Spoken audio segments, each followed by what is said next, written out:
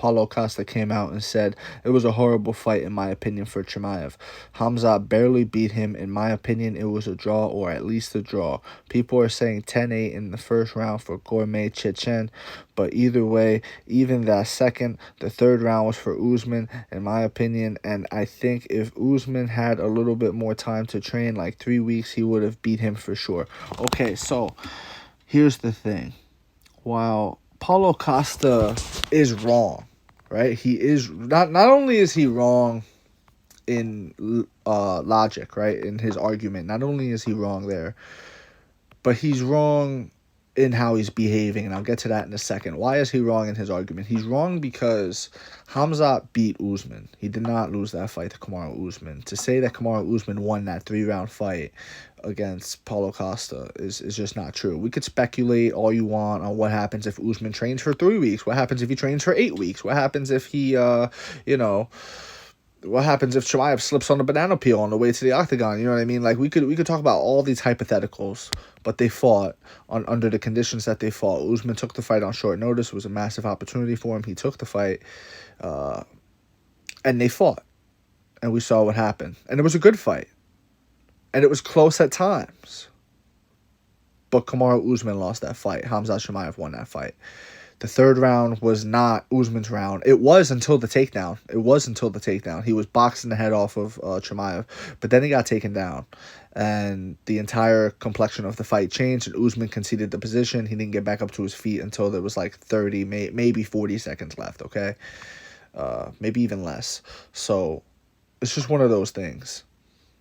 Now that we got the logical part of the argument out of the way, right? The facts and what he's trying to say. Oh, he lost the fight. He didn't lose the fight. But now let's talk about the behavior. Paulo Costa is a troll. Paulo Costa posts more on Twitter and Instagram than, probably most fighters. And I get you have to keep your brand up, and he's doing his thing, and people like it. People love the trolling. It is what it is, right? That's the world we live in. But he's becoming a clown. And what do I mean by that? I mean, Paulo Costa at one point in time could have been a top, and he fought Israel Adesanya for the title. He was a top contender who earned title shots, but he's going from that top contender who earns title shots to a guy that just tweets and pulls out of fights. And yes, I agree, he should have been pulled out. It was legit, all these things. But listen, part of this game, part of signing on the dotted line and, agreeing to fight someone, part of the fight is getting to the fight. That's part of it. You know what I mean? You have to get there healthy. You have to train smart. You have to do all these things. It's all part of the game. And Paulo Costa has not seemed to have mastered that part of the game.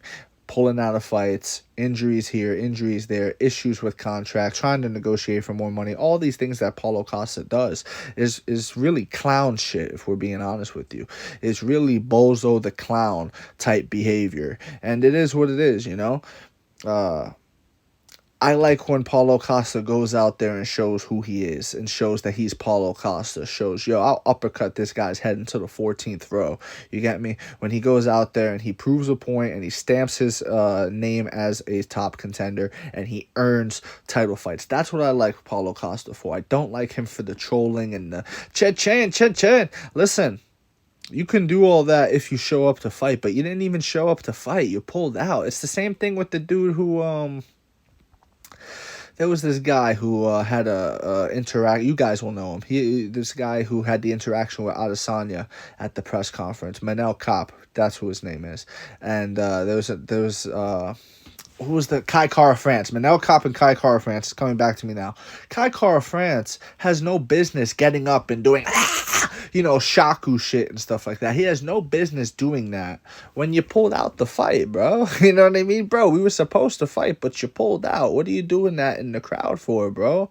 Have some decency and, and take some accountability, you know what I'm saying? It's just one of those things.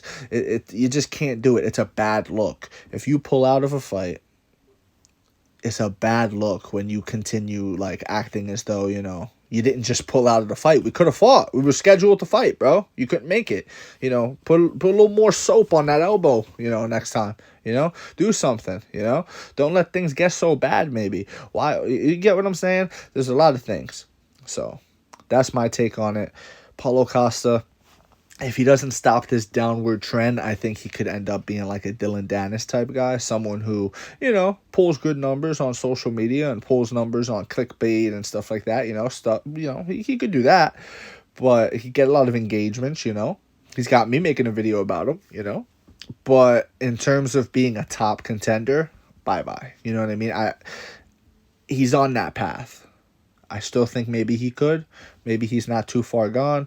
But it is what it is. Not even recent, the behavior of Paulo Costa is clown bozo behavior. So that's my take on it. Let me know what you guys think in the comments. If you agree with me, disagree with me, it doesn't matter. Just join the discussion and please follow for more. Thank you.